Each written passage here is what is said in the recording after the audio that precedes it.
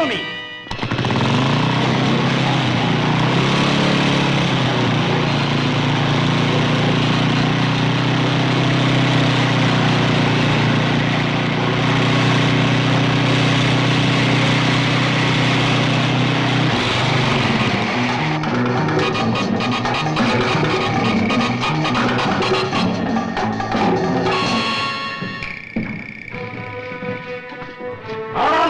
அப்படியே நில்லுங்க.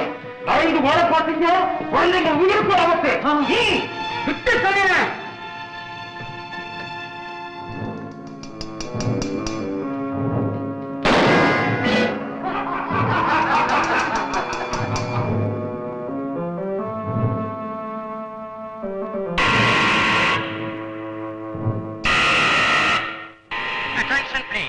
ஹாலுக்கு மத்தியில வாங்க.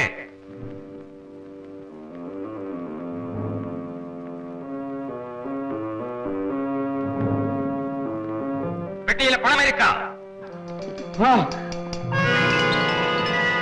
கீழே வைங்க.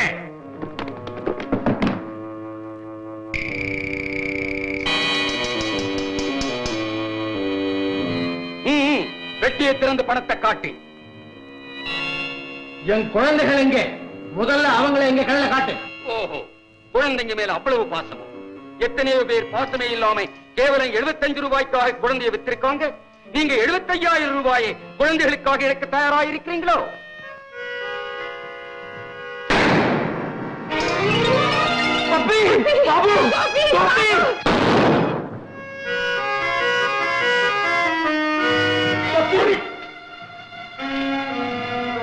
பணத்தை கொடுத்துட்டு அப்புறம் புறப்படுங்க. கொடுக்காதீங்க டாடி. என்னம்மா சொல்ற? பாப்பி, உனக்கு என்ன ஆச்சு? ஏன் இப்படி பேசுற? ஆமா மம்மி, எப்படி இந்த 2 நாள்ல நீங்க டைவர்ஸ் பண்ணிக்க போறீங்க? அப்புறம் நாங்க யாரோ நீங்க யாரோ? எங்களுக்காக நீங்க சம்பாதித்த பணத்தை இழக்க வேண்டாம். அந்த பணத்தை ஏதாவது ஒரு பேங்க்ல பிக்ஸ்ட் டெபாசிட்ல போட்டு வைங்க, வட்டி கிடைக்கும். உங்களை விட எங்களுக்கு இந்த பணம் பெருசு இல்லடா, நீங்க தான் முக்கியம். இப்ப அப்படி சொல்லுவீங்க, வீட்டுக்கு போனதுக்கு அப்புறம் இது எங்க பர்சனல் மேட்டர், நீங்க தலையிட உரிமை இல்லைன்றீங்க. இல்லம்மா, இனிமே நாங்க அப்படி எல்லாம் சொல்ல மாட்டோம்.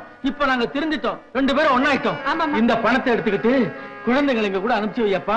மம்மி, நான் இவங்களை தான் விரும்புறேன்.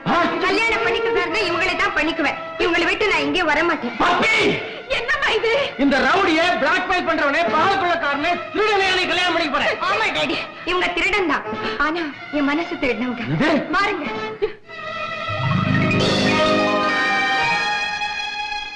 ஏன்பா சதாசிவம் பிள்ளைல நீ? ஆமாம்பா, நான் தான் சதாசிவம், அவன் தான் என் மகன்.